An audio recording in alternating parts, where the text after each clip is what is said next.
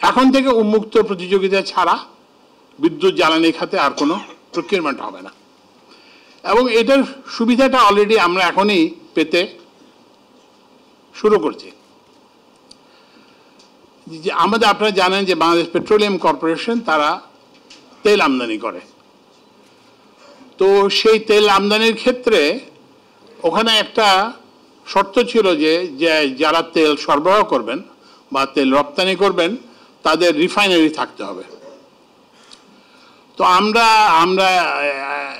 আমরা দেখলাম যে এটা একটু রেস্ট্রিকটিভ, তো ওই জন্য, কারণ আপনি যে তেল সরবরাহ করতে হবে তার তো রিফাইনারি ছাড়াও অনেক বড় বড় দেখলাম আমরা, অনেক বড় বড় বিশ্বে কোম্পানি আছে যারা রিফাইনারি নেয় কিন্তু হাজার হাজার লক্ষ লক্ষ কোটি কোটি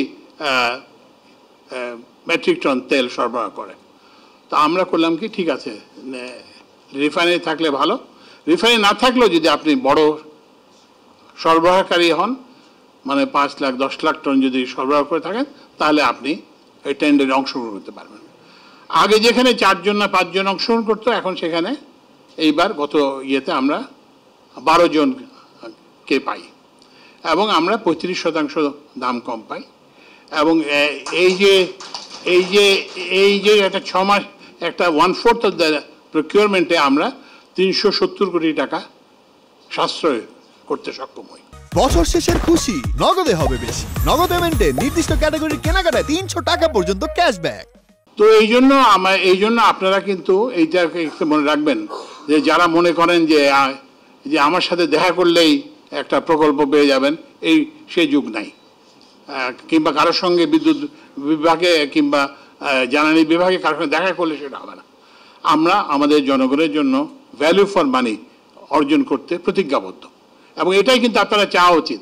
আপনারা যদি ব্যবসায়ী মহল যদি এটা চাইতেন তাহলে আজকে আমরা এই অবস্থায় আপতিত হতাম না।